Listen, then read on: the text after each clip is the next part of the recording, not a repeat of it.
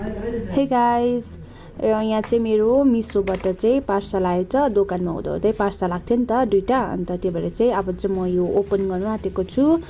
र अब हेर्नुहोस् तपाईँहरू पनि मैले के मगाएछु भनेर हो। फर्स्टमा चाहिँ यो सानो चाहिँ ओपन गरौँ, अन्त लेट्स सी कस्तो आएछ सामान है, कस्तो रिसिभ भयो भनेर।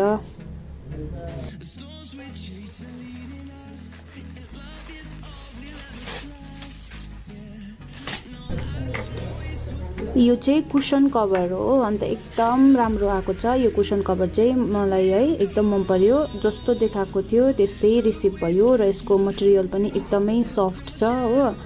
अन्तखेरि यहाँ चाहिँ म सुँग्दै पनि थिएँ र मलाई चाहिँ एकदम आई पर्सनली लभड इट। यसलाई चाहिँ हो एकदम राम्रो आएको थियो।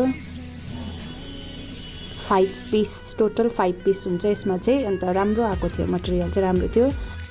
यसलाई साइडमा राखेर अब चाहिँ म मेरो नेक्स्ट पार्सल ओपन गर्न आँटेको छु र लेट्स सी यो चाहिँ कस्तो आएछ। तपाईँहरू आफै हेर्नुहोस् कि यो चाहिँ मैले के मगाएछु भनेर हो।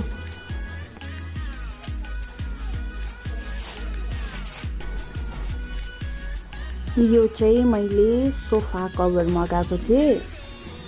यो चाहिँ एकदम दामी आएछ। मेरो एक्सप्रेसनबाटै थाहा पाइहाल्नु भयो होला तपाईँले, एकदमै राम्रो आएको छ।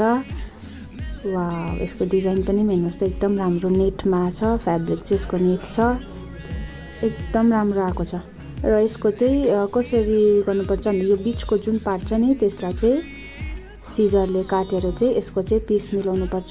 र म यहाँ चाहिँ गन्दै थिएँ कतिवटा पिस हुनुपर्छ भनेर जोड्दै जोड्दै हिसाब जोड्दै। म्याथमा अलिक कमजोर छु नि त, त्यो भएर चाहिँ हिसाब जोडेको थिएँ हो। अन्त टोटल चाहिँ 16 पिस हुनुपर्छ भनेर चाहिँ यहाँ मेरो एकदम आइन्स्टाइनको दिमाग लगाएर मैले 16 पिस हुनुपर्छ भनेर चाहिँ गन्दै थिएँ मैले हो। र एकदम एक्ज्याक्टली 16 पिस नै रिसिभ भयो र यो एकदम ड्यामेज थिएन, जस्तो एकदम राम्रो आएको छ यो पनि।